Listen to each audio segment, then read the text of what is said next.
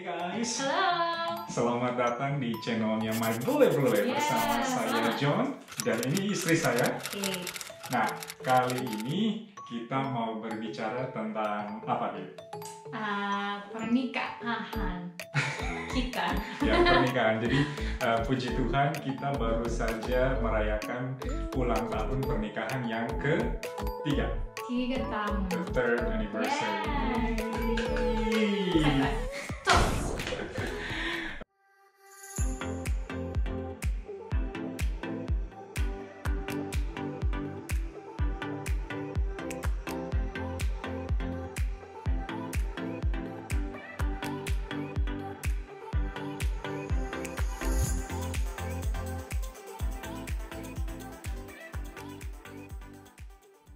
Oke teman-teman, jadi di video kali ini kita mau berbagi tentang our takeaways from being married to each other for 3 years.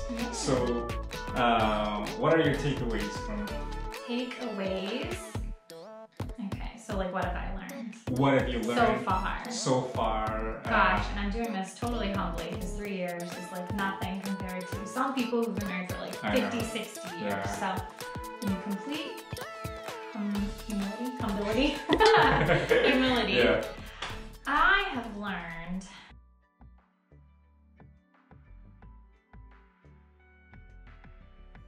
I thought I was really awesome at communicating before I got married, and it's become very clear to me that there's always room to learn how to communicate because every person you're with communicates in a different style. And so you sort of have to adapt and evolve to make yourself understood and to then also understand the other person. And so I'm like constantly evaluating the way I communicate. And you know, I think it's changed a lot in 3 years. And I think when you first get married, it's like a shock. Oh. So what was your biggest surprise then? Well, I think with you and I, there's just like things I've done a certain way my whole life, and then suddenly I'm living with you and like it's not okay, or it's not what you're used to, and like because we live together, we have to figure out how to compromise or which way makes more sense because we're not just dealing with personal preferences, it's also cultural preferences. Traditions. And there's just like small things that you are so second nature, it's like automatic that I've grown up with. And I mean, even now when I like am with my family, I notice like we all do it this way and it's fine. But then like you and your family, they all do it that way and it's fine. So it's now just like figuring that out together and being able to communicate to you why does my family do it this way and why does your family do it that way and how can we both be comfortable. And instead of like approaching that with like frustration and anger and like you know, I have to my way or the highway. I have to evaluate why it is I do what I do. Is it that important? Why is it you do what you do? And is it, you know, as important? Or, you know, it's just like, a lot of that. I think the communication is also huge to me because in theory, I think I knew what it would look like in a marriage life. Marriage life. Because I don't know, like it is just different. The communication part, even people who speak the same language, they both have communication issues. So let alone we both who speak different languages. Like to me, even though I speak mostly with Kate in English, in a lot of situations, there are things that I think I couldn't convey properly. So the message came across as something different than what I intended to communicate to. So that was huge in the beginning. Yeah, that was huge, especially when you have language barrier. It's not my excuse, but sometimes when you are tired, when you are irritated by something, or we couldn't figure things out, when you're frustrated, it's so hard to think and then translate it and try to communicate. So whatever words that I can find, I can grab. And then sometimes the word is so bare minimum, and then you can, oh wow, you're so rude. Right, like he might say something in really direct and insensitive language in English. In English, but that's because it's the only way he like could think of how to say that in that moment. But like me being a native speaker, and I feel like you said about like now that you are around a lot of Americans, you tend to like try to be tactful or diplomatic or say things in a way that can be received, you know? And so I would often think you were just being kind of like rude or just insensitive. But then you're like, I don't know how else to say it, so you've had to have a lot of talks about how we talk. Exactly. Because some of the languages are like, okay, especially also in Indonesia, we don't do like, we tend to not sugarcoat things. Like basa-basi, when you speak, you want to like direct. But here, it can be perceived as something rude or... Yeah, and it can shut down a conversation. So that's what I learned. One of my takeaways just about communications, So, but I think, you know, the best part with us so far is that we've both been willing to self-evaluate and like reflect on what we're doing and how can I be better, how can I adapt, how can I change. That's and it's so that true. desire to like always want to change and always want to reach a solution that has benefited us so far.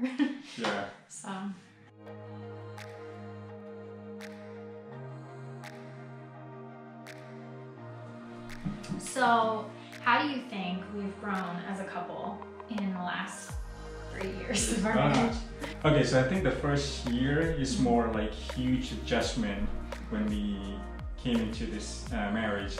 Like, okay, we know we thought that 2 years of dating was plenty to learn, but this whole different experience when you live together. When you live together and share the same space 24/7.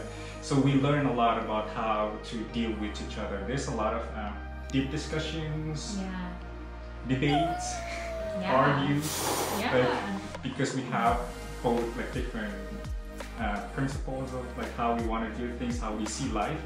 It's so like so different. Our like approaches to things are different. So there's a lot of like adjustments in the first year of marriage, and then the second year I remember we went to Indonesia, so you got to see my family. So I think now we learn more in the second year of marriage about the family expectations, like how to deal with cultures, more like the cultures of like two different families, and then cultures. And then I got to spend a lot of time with your family too. Like we always like went up and spent time with them in Vermont. And now that you have met my whole family in Indonesia, and then you get to communicate with them. So it's a lot of like how to deal with expectations from your families and relatives. So that's more like a huge one that I think we learned. And then the third year is hardship. What? It was hardship. It was hardship because we got to deal with COVID and a new addition to the family, like a baby. So having a baby, I think taught us a lot, right? Itu ada bayi itu, it changed the whole dynamic. You have to sort of work even harder to connect with your spouse, or you know, when you also are prioritizing being a parent. So that's and we're like still like learning how to do that. Of course, it gets easier as Ruth gets older, but. I think another thing for me is I am a very social person. I tend to get anxious when I'm by myself for too long. And so I've always really just like clung to the people in my closest proximity to sort of like fill that need for myself. Like my roommates, you know, having lots of roommates, I always had something to do. I always had someone around. But it wasn't just like one person that needed to be around, but it was like, I could sort of get that need met by just like attaching myself to other people. And so when I got married, I thought, okay, well now I have one person that can just like do that for me all the time. And clearly that's like a really unrealistic reasonable expectation to put on one person. And so I've had to kind of wrestle with myself and sort of that anxiety that I have inside of me about being alone. And I've had to learn to self-soothe in a way, you know, in my loneliness, especially when we have a whole year of COVID. I know. And we were both just like locked up in this house for days on end, you know, and having to learn how to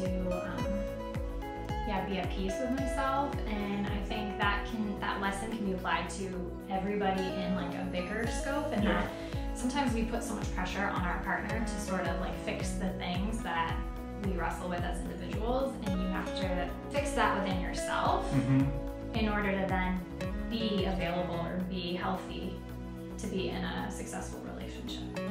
So if your relationship is your solution to your problems, like it's never gonna work.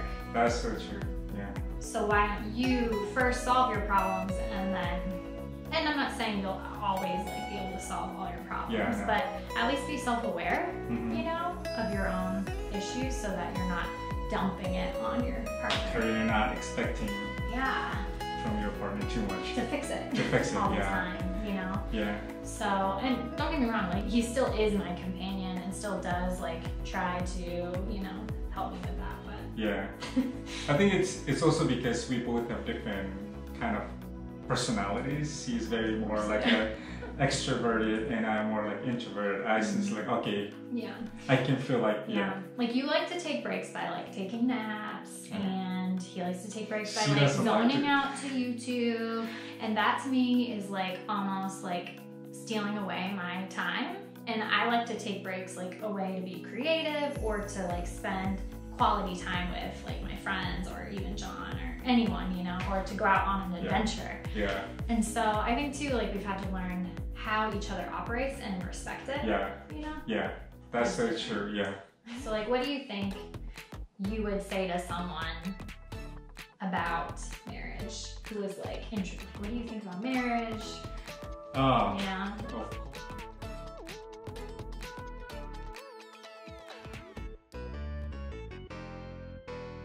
We want to share you the first year of marriage. Oh, We were just us with a doggy. 2 dogs. Oh, 2. We thought that we knew. I think, well, we might. No, just because I would spend hours with somebody. Yeah. And you're like, okay, it's like time. An hour together. I think my currency is also like food. But that's gonna be a different like a conversation too. Yeah.